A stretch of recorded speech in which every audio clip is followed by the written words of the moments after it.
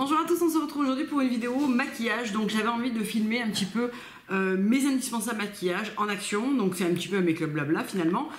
Je me suis déjà fait les sourcils, en fait j'avais pas prévu de faire cette vidéo et je me suis dit bah tiens pourquoi pas filmer en fait vraiment ce qui m'a plu ces derniers temps, ce que j'utilise vraiment tous les jours. Vous êtes assez nombreuses à me demander mes indispensables, qu'est-ce que vraiment je préfère en maquillage, etc. Donc il n'y a pas énormément de produits, il y a des produits que vous avez déjà vus également. Mais voilà, c'était pour revenir sur vraiment les choses qui me plaisaient vraiment. Donc j'ai appliqué ma crème, la Pink Cloud, que j'utilise pas tous les jours. En fait, ça dépend de l'état de ma peau. Je mixe, enfin j'alterne entre celle-ci et celle de chez Ecotan by Sonia, celle que j'avais eue dans le kit. Qui est plus légère, donc ça dépend de la chaleur, du besoin d'hydratation de ma peau. Aujourd'hui je la sentais un petit peu moins confortable, donc j'ai opté pour la Pink Cloud, qui est une crème que j'aime beaucoup, qui est très agréable en texture, qui sent bon, qui est vraiment très très agréable, voilà. Qui fait pas briller, qui apporte un petit côté poudré, c'est une bonne base de maquillage, donc j'aime beaucoup. Alors mon premier produit que j'utilise tout le temps en ce moment, je vous en ai parlé dans une vidéo favori, il me semble, c'est le Stratus Instant Skin Perfector en 903 de chez Vapor. Donc c'est un stick primer qui se présente comme ça et que moi j'applique vraiment sur la joue. Donc je fais des croix en fait, milieu du front, nez et menton. Et en fait c'est un primer qui est assez crémeux comme ça de prime abord et qui va se poudrer légèrement, qui va offrir une bonne base de maquillage, qui va faire tenir le maquillage, qui apporte aussi beaucoup d'éclat parce qu'en fait il y a des petits shimmers dedans légèrement dorés, très agréables et voilà, je trouve que ça fait vraiment, moi je porte pas de fond de teint, je porte du correcteur, alors des fois en assez large zone parce que comme vous pouvez le voir là j'ai des petites rougeurs par exemple et puis dès que je touche ma peau a tendance à rougir également mais ça passe assez vite et je trouve que ce primer fait un bon boulot de peau glowy en fait. J'aime beaucoup cet effet mais pas gras, c'est vraiment au toucher, c'est vraiment ça se poudre très très vite. Je suis désolée parce que la lumière aujourd'hui est pas terrible, j'ai mis mon éclairage ici pour pas l'avoir en face mais ça, tout de même il y a une lumière qui est assez blanche. Je vais peut-être me rapprocher aussi un tout petit peu, voilà. Et je trouve que c'est un primer qui est vraiment cool. J'en utilise pas d'habitude, c'est-à-dire que j'ai découvert celui-là, je le porte tous les jours, mais avant ça, je n'utilisais pas du tout de primer, et vraiment depuis que j'utilise celui-là, je préfère quoi, je trouve que ça fait un plus joli teint. C'est dommage que la lumière ne rentre pas pareil que dans mon miroir, parce que là ça paraît assez blanc, mais en réalité c'est très bien. Alors ensuite, ce que j'utilise tous les jours, c'est mon concealer de chez Glove & Halo. Donc je vais faire la vidéo dédiée à la marque juste après je pense. Donc c'est un correcteur qui est très fluide, que j'utilise pas sur le contour de l'œil, que j'utilise uniquement sur les zones de mon visage à corriger. Donc en général c'est au niveau de la joue, un petit peu au menton. Cette joue en général je n'y fais rien parce qu'elle n'a rien à corriger. Le milieu du nez et un petit peu ici où j'ai quelques rougeurs et quelques petites traces d'avant. Et je blende ça avec le Expert Face Brush de chez Real Techniques, qui est mon pinceau visage préféré pour tout type d'application de ce genre. Donc tout simplement,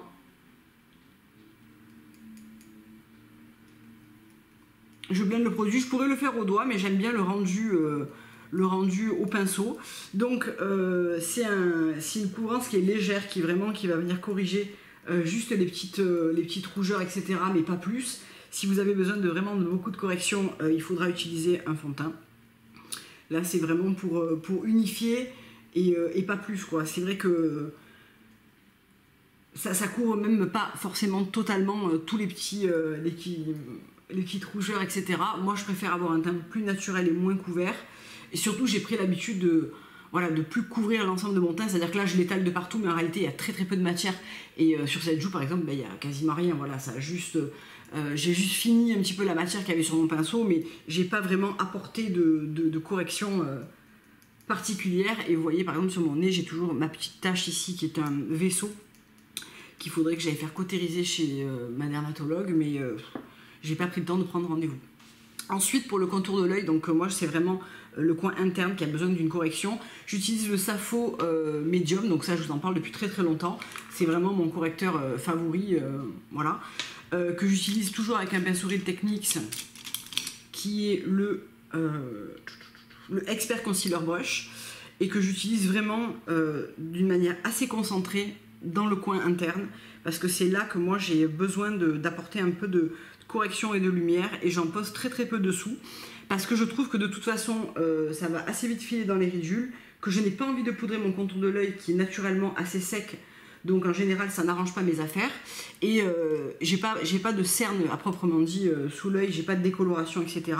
Donc après avec ce qui me reste de mon pinceau, je passe très doucement en légèreté dessus, mais c'est tout pour pas rajouter vraiment de la matière sous le contour de l'œil qui pour moi n'a pas besoin d'une grosse correction et qui en plus au fil de la journée ça file un petit peu, c'est toujours un peu moins net et surtout quasiment tous les anti-cernes me dessèchent le contour de l'œil au fil de la journée. Si je mets un anti-cerne plus gras ou plus hydratant, il finit de toute façon par filer, ou alors il faut que je le poudre et ça finit kiki. Donc pour moi la meilleure application c'est vraiment de concentrer dans le coin interne, c'est-à-dire là où j'ai besoin de correction. Évidemment, si vous avez des cernes qui sont relativement bleues sous l'œil, il faudra appliquer un produit plus couvrant et avec les petits inconvénients qui vont avec malheureusement. Voilà pour le teint, je vais très légèrement poudrer avec juste ma zone T avec la poudre Glove & Halo qui est aussi un fond de teint qu'on pourrait utiliser d'une manière plus appuyée, que moi j'utilise vraiment en légèreté avec un pinceau poudre juste pour que tout reste en place, mais voilà. Vous voyez, l'ensemble est relativement mat malgré le primer crème appliqué dessous et j'aime bien que ça reste un petit peu lumineux. Sachant que je brille assez peu dans la journée et que si je brille, j'utilise un petit papier matifiant. En général, ça suffit à rééquilibrer le sébum. Ensuite, je vais utiliser, alors ça c'est un échantillon, je l'ai commandé parce que je le trouve vraiment génial. C'est toujours de chez Veilpour et c'est le bronzer en teinte spicy, donc qui se présente normalement sous une forme de stick que moi j'ai en mini parce que je voulais tester, j'hésitais entre le spicy et le shimmer. Et en fait je vais rester sur le spicy qui est le plus foncé des trois parce que il se blende très bien et que ensuite s'il est trop clair, bon voilà, je vais le finir aujourd'hui. Je vais avoir ma commande dans la semaine de chez Great Juggle avec ce bronzer justement. Donc c'est un bronzer qui est assez foncé là comme ça sur la main, mais voilà, mais en fait il se blende très facilement et si je prends le plus clair, il a tendance à très vite ne plus se voir. Donc pour mon bronzer, j'utilise, alors là je le mets sur le dos de la main, j'utilise un pinceau qui n'est absolument pas fait pour ça mais que j'adore pour ça, c'est le Setting Brush de chez Real Techniques. Parce que je trouve qu'il est assez souple et maniable et du coup ça fait un bronzer, c'est plus facile à maîtriser je trouve, donc je l'applique vraiment pour ombrer et je le remonte toujours un petit peu vers la pommette. C'est comme ça que je préfère le porter, c'est-à-dire ne pas avoir quelque chose de trop marqué en termes de contouring qui c'est pas vraiment mon truc. Donc je vais faire comme ça et ensuite je blenderai un petit peu plus. Donc je l'applique là, vraiment ici, mais en fait je remonte toujours un petit peu pour avoir un côté plus naturel et moins marqué contouring. J'en mets un petit peu sur les contours du front, surtout que moi j'ai un grand front, donc en général, optiquement,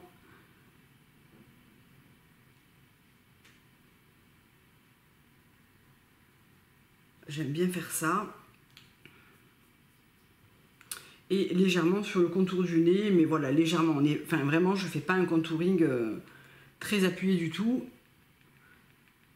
C'est plus pour bronzer en fait l'ensemble du visage, légèrement, donner bonne mine qu'autre chose.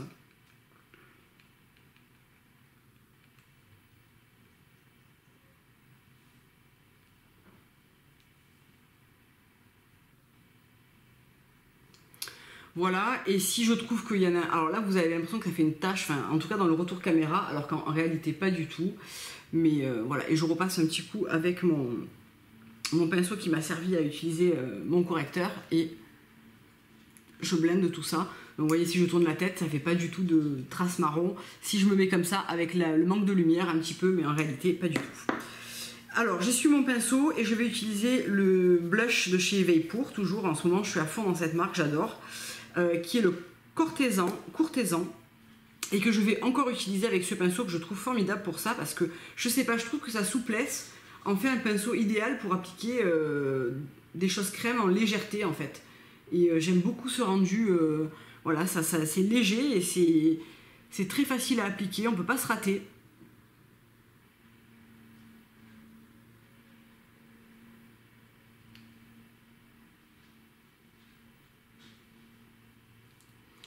Et j'aime beaucoup, ça donne vraiment une jolie mine. C'est quelque chose que j'aime beaucoup. Donc voilà pour le teint. Je me demande si je vais pas mettre la lumière en face parce que j'ai l'impression qu'on n'y voit pas grand chose. C'est peut-être juste dans le retour caméra que c'est sombre, mais je ne sais pas. Ensuite, alors pour les yeux, en ce moment je ne fais pas, j'ai oublié de prendre ma base à paupières. Je vais utiliser un petit peu de correcteur. Je fais ça de temps en temps quand j'arrive à la fin de ma base tarte. Et la dernière fois j'ai fait ça et j'ai trouvé ça pas si mal. Donc je mets un petit peu de correcteur et je vais le poudrer légèrement. Je trouve que comme c'est un correcteur, le Glove & Holo qui est mat, ça marche pas trop mal. Et je vais reprendre la poudre Glove & Holo et je vais appliquer un petit peu de poudre sur la paupière pour fixer. Donc je vais prendre n'importe un Crisp Prep Brush de chez Toujours Real Technique. Et je viens juste mettre un petit peu de poudre, donc la Glove & Holo, pour poudrer le correcteur et unifier la paupière. Et j'aime bien ce résultat. Toujours chez Glove & Holo, les sticks fard à paupières. Donc moi c'est la teinte Flash couleur 602 que j'aime beaucoup, qui ombre juste ce qu'il faut. Donc c'est un espèce de beige sable, un petit peu taupe, voilà, que j'aime vraiment beaucoup, que j'utilise vraiment sur la paupière mobile et qui ombre très légèrement. En général et en ce moment, ça me suffit. Je maquille assez peu mes yeux. Et voilà, j'aime bien cette petite teinte comme ça que ça apporte. Et ensuite, je me mets ma palette noisette, la Antonine, que j'utilise tout le temps. Il faut que je vire ce petit pinceau qui ne me sert pas et qui tombe à chaque fois. Et qui est ce quatuor d'ombre à paupières que j'aime énormément. Et j'utilise beaucoup ces deux teintes bruns. Ces deux teintes de brun, oui, ça me choquait. Mais donc là, je vais utiliser la mat, la marron mat, que je vais venir placer, bien sûr, dans le creux. Donc c'est toujours le même style de maquillage. C'est vrai que si vous attendez à des styles différents sur ma chaîne, ça ne va pas arriver très souvent. Parce que je vous montre vraiment ce que je fais chaque jour, quoi. Donc je blende ça par-dessus. Ça se blende en plus très bien avec l'ombre à paupières crème, je trouve.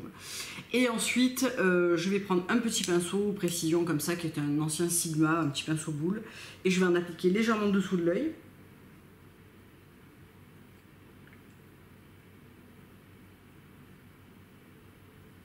Et je vais prendre la teinte un peu bronze comme ça, que je vais appliquer au ras de cils supérieur.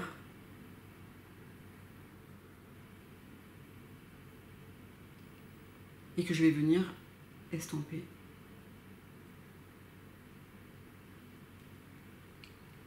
Donc juste comme ça. J'aurais peut-être dû me rapprocher un petit peu, je ne sais pas si vous y voyez très bien de là-bas.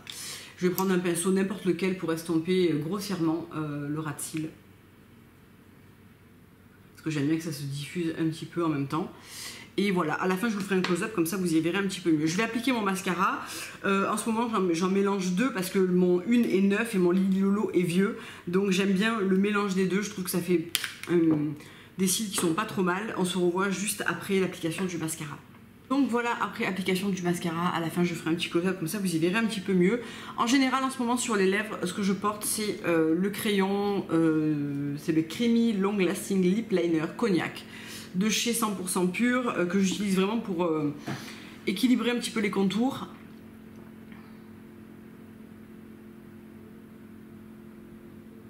Notamment à la fin de mes lèvres, qui sont un peu moins colorées en fait et qui sont un petit peu moins équilibrées.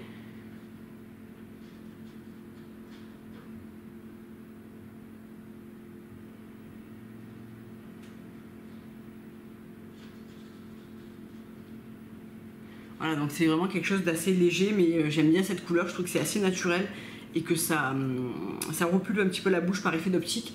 Et ensuite j'utilise le Désert Rose de chez Glove & Holo, qui est un rouge à lèvres hyper sympa au quotidien, qui est un beige rosé très facile à porter.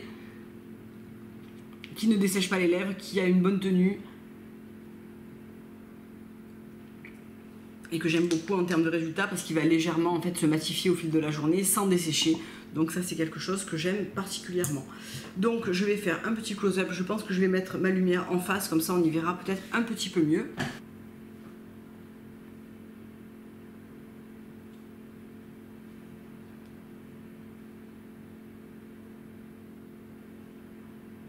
Donc voilà pour ce make-up très simple, encore une fois, voilà, on n'y passe pas 2 heures. Moi j'aime bien ce résultat qui est portable au quotidien, très facile à réaliser et voilà, c'est quelque chose qui met en valeur sans pour autant énormément masquer ou faire un look très sophistiqué. Moi c'est ce que j'aime et je pense que depuis le temps que certaines me suivent, je crois que vous le savez. Je vais enchaîner avec la vidéo dédiée à la marque Love & Hello puisque voilà, je vous en ai pas mal, je l'ai pas mal avancé puis je l'avais toujours pas faite, donc vous avez été assez nombreuses à me dire oui, c'est quand qu'on va pouvoir la voir, donc ça va être là. Je vous fais plein de gros bisous, je vous dis à très bientôt pour une prochaine vidéo. Au revoir.